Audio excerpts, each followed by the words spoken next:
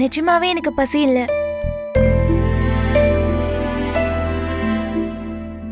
உனக்கு பசி இல்லையா இல்ல எதுவும் மனசு சரியில்லையான்னு எனக்கு நல்லாவே தெரியும் பொன்னி. எதுவா இருந்தாலும் அதை ஒதுக்கி வச்சுட்டு 2 பேரும் முதல்ல சாப்பிட வாங்க. வாங்க, மற்ற விஷயத்தெல்லாம் அப்புறம் பேசிக்கலாம். வாங்க.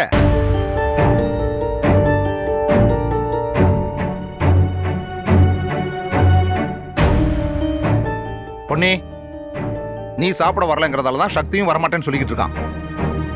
நானும் அவரை சாப்பிட போங்கன்னு தான் மாமா சொல்றேன். ஆனா அவர் தான் கேட்கவே மாட்டேங்கிறாரு.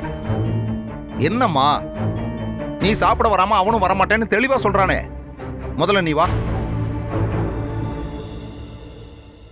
இந்த பார், இப்ப நீ வரல நானும் சாப்பிடாம இருந்துருவேன். அப்புறம் நைட்டு மாத்திரை போட முடியாது. அதனால ஏதாவது பிரச்சனை ஆச்சுன்னா யாரும் என்ன எதுவும் கேட்க கூடாது. நான் சொல்ல வேண்டியது சொல்லிட்டேன், அவ்வளவுதான். நான் போறேன். மாமா, ஒரு நிமிஷம்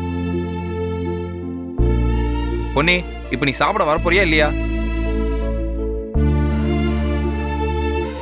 பொன்னி, எனக்காக நீ சாப்பிட வருவியா மாட்டியாமா?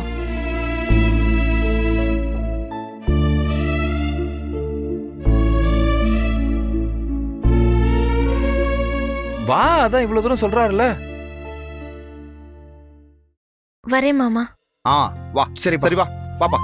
ம், வா, எதுவா இருந்தாலும் அப்புறம் பேசிக்கலாம். வா. உன்னை சாப்பிட வைக்கிறதுக்கு அப்பா கீழ இருந்து மேல வரணும்ல, பாத்துக்கிறேன். வா,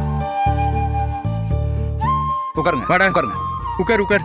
வாங்க மாப்ள, உட்காரு. உட்காருங்க. உட்கார் சக்தி. பொன்னி உட்காருமா. உட்காரு. உட்கார்றா. உட்காருமா. பொன்னி உட்காருமா. உட்காருமா, நீ முதல்ல உட்காரு. டேய் உட்கார்றா. உட்கார் சக்தி. சக்தி உட்காருங்க.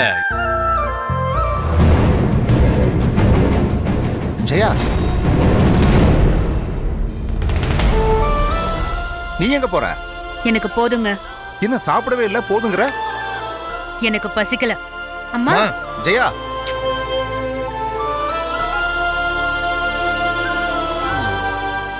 பாவம் தங்கச்சி ஆசையா சாப்பிடலான்னு உட்கார்ந்துச்சு. நீங்க 2 பேரையும் கூட்டிட்டு வந்ததுனால சாப்பிடாம போயிட்டேன்னு நினைக்கிறேன். மாமா, அப்படிதான் இருக்கும்னு நினைச்சு சொல்றேன். நீங்க பேசாம சாப்பிடுங்க மாமா. ஜெயா, இதுக்கு தான் நான் அப்பவே வரமாட்டேன்னு சொன்னேன். டேய் டேய், சக்தி, உட்கார்றா ஃபர்ஸ்ட். உட்கார்றா. இரு ஜெயா, இரு. நீ இப்படி பண்றது கொஞ்சம் கூட நல்லா இல்ல. எனக்கு சாப்பாடு போதுங்கிறதுனால தான் நான் எந்திரிச்சிட்டேன். இதுல உங்களுக்கு என்ன பிரச்சனை?